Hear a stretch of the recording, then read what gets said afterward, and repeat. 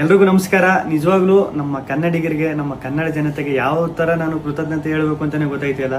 ನಿಜವಾಗ್ಲೂ ನಾನು big boss ಮನೆ ಒಳಗಡೆ ಇದ್ದಾಗ ಹೊರಗಡೆ ನನಗೆ ಈ ತರ ಸಪೋರ್ಟ್ ಸಿಗ್ತೈತೆ, ಈ ತರ ನನ್ನ ಎಲ್ಲ ಪ್ರೀತಿಸ್ತವ್ರೆ, ಆ ಪ್ರೀತಿ ಪ್ರೋತ್ಸಾಹ ಕೊಡ್ತವ್ರೆ ಅಂತ ಕನ್ಸು ಮನ್ಸಲ್ಲೂ ಅನ್ಕೊಂಡಿರ್ಲಿಲ್ಲ.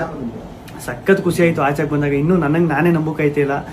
ಆಮೇಲೆ ನನಗೆ ಸಖತ್ ಖುಷಿ ಆಗೋದೇನಂದ್ರೆ ನಮ್ಮ ಯೋಧರಾಗಿರ್ಬೋದು, ಅವರು ವಿಡಿಯೋ ಮಾಡಾಕ್ತಾರೆ.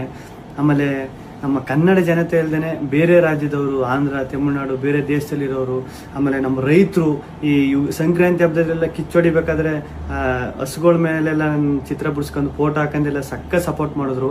ಆಮೇಲೆ ನಮ್ಮ ಆಟೋ ಡ್ರೈವರ್ಸು ಸ್ಟಿಕ್ಕರ್ಸ್ ಎಲ್ಲ ಹಾಕೊಂಡು, ಆಮೇಲೆ ಪಾಪ ಈ ಟ್ಯಾಟೋ ಹಾಕೊಂಡು ಅವ್ರು ಯಾರು ಅಂತಾನೆ ಗೊತ್ತಿಲ್ಲ ಪಾಪ, ಟ್ಯಾಟೋ ಎಲ್ಲ ಹಾಕೊಂಡು ಅಷ್ಟೊಂದು ಪ್ರೀತಿ ತೋರಿಸಿದ್ರು.